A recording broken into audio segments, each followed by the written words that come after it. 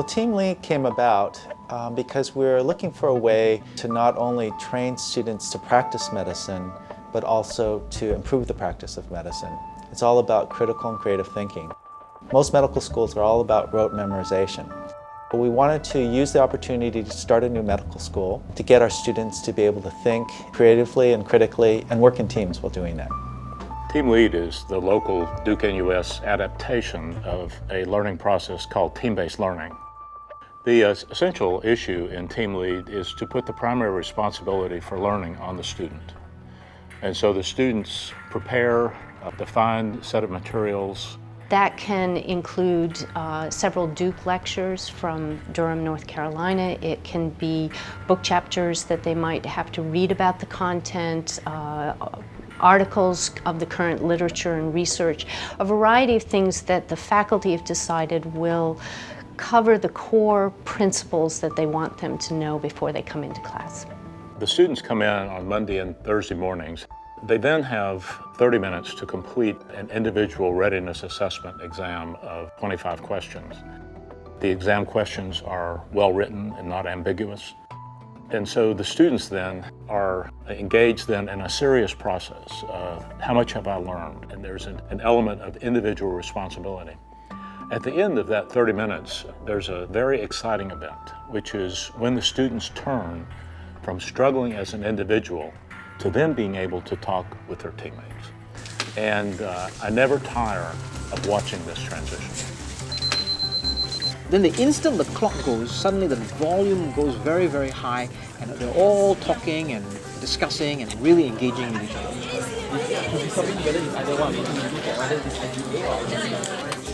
It's just not talking about it.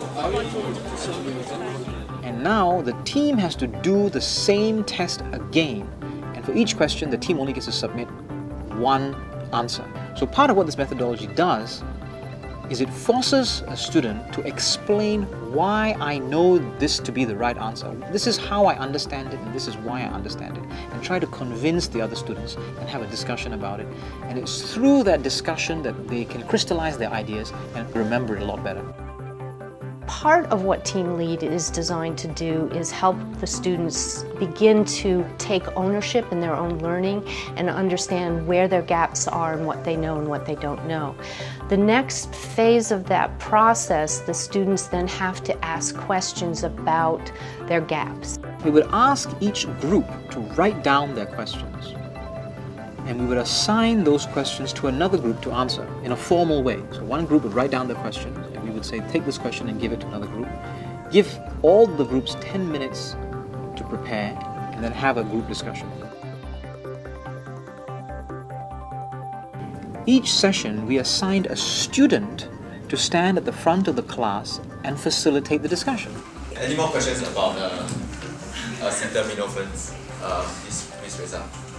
Basically, they have a control which would give you no inflammation. I would treat and resolve the dermatitis before trying to do a test like that. What other tests can you do in place of this? From what I know, we use that test, the skin test, actually for patients with asthma.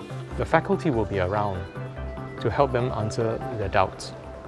But we have modified it in such a way that we don't answer them firsthand. We get the students to answer each other's queries as a big team. So from a team of 7, we actually now have a team of 56. Then at the end of it, if there's still some more doubt, the faculty steps in and say, okay, I think this is right, this is the way to explain it, so and so is correct. So when you look under the microscope, you know where these IgGs are located, where the immunoglobulins are located.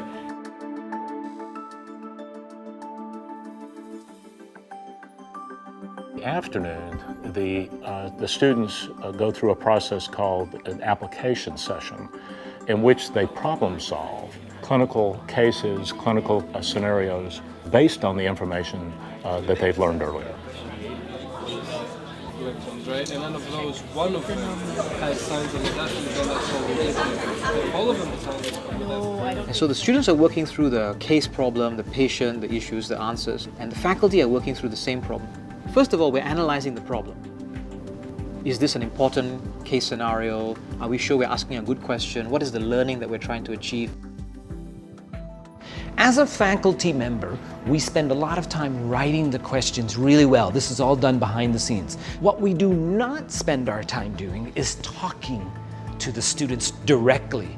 It's the students who talk. Okay, question number 1. Let me start with group 7. What I'm mostly worried about is a regression in the melanoma, and that will look more like picture 1 rather than picture 2. Let's say if we have a lesion like 2 and 3, but they recently changed in size, would you actually think that it might be a melanocytic melanoma? Because of the way the answers are to be derived at with the team dynamics, everybody in that team of 7 needs to agree on one common answer before they commit. And through that process, we hope that they will learn to listen to each other. They will learn to agree with each other. TeamLEAD works because the faculty work as a team as well.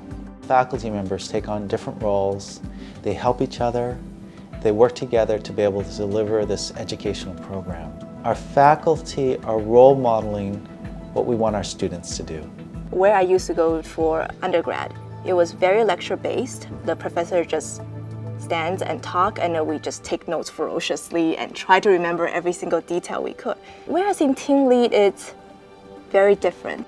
I find the faculty's members are a lot more, there's a lot more two-way interaction, simply because our entire class is structured such that we have to ask questions and they answer questions, right? So, and because of a class size of 56, we do have a closer interaction with the faculty members. You can actually approach the faculty or any issue which may or may not be related to the academics, and it really makes them more as your friends than just your faculty or your seniors.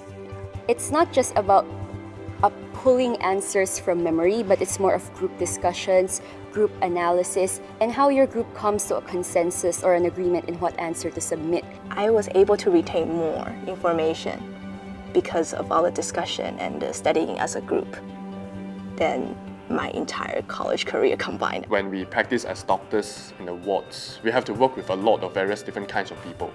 For example, like nurses, physiotherapists, and they are all trained in different ways. It's really very similar to how they work in a hospital, like how they come together as a team to come to the patient's diagnosis when it's very unclear. Regardless of what happens during the process, whether somebody's research has led us on the wrong path or not, and we got the wrong answer because of that, at the end of the day, we all learn and we move forward. Even after all those arguing, debating, and discussion, I will walk out of a class feeling I've learned so much, even if I get the answers wrong. The TeamLEAD approach represents a new paradigm in medical education, and I feel strongly that within the next 15 or 20 years, this is how doctors will be trained. Because I think it's going to become obvious that this is simply a much more effective way for students to learn. They learn more, they understand more, and we now have evidence that when they struggle with difficult concepts, they retain the information, they retain the understanding for a longer period of time. In creating TeamLEAD, we wanted our students to be able to be educated in an innovative program, just in the same way we wanted them to be innovative and creative throughout their careers.